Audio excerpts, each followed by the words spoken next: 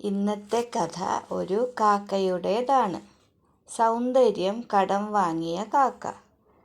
പണ്ട് ഒരു കാക്കയ്ക്ക് തൻ്റെ കറുത്ത നിറത്തോട് വെറുപ്പ് തോന്നി. വെളുത്ത പ്രാവിനെ കാണാൻ എന്തു ഭംഗി! അങ്കവാലും ആടയുമുള്ള പൂവൻ കോഴി എത്ര സുന്ദരനാണ്! പച്ച നിറമുള്ള തത്തയുടെ അഴക് ആരും നോക്കി നിന്നു പോകുകയില്ലേ?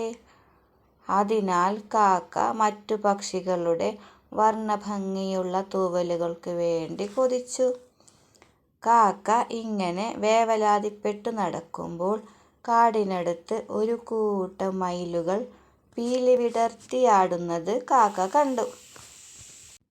അസൂയയോടെ അവരുടെ നൃത്തം അവൻ നോക്കി നിന്നു.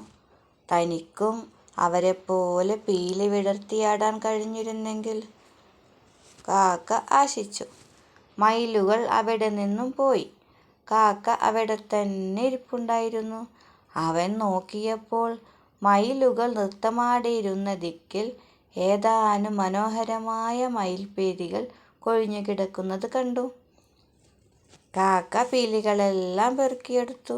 അവയെല്ലാം ഓരോന്നായി അവൻ തൻ്റെ വാലിൽ തിരുകി വെച്ചു.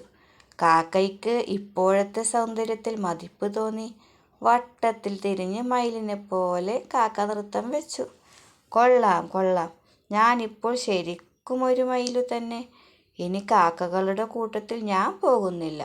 മനോഹരമായ തൻ്റെ വാലിൽ നോക്കിക്കൊണ്ട് കാക്ക തീരുമാനമെടുത്തു. കാക്ക മയിലുകൾ പോയ വഴിയേ പറന്നു.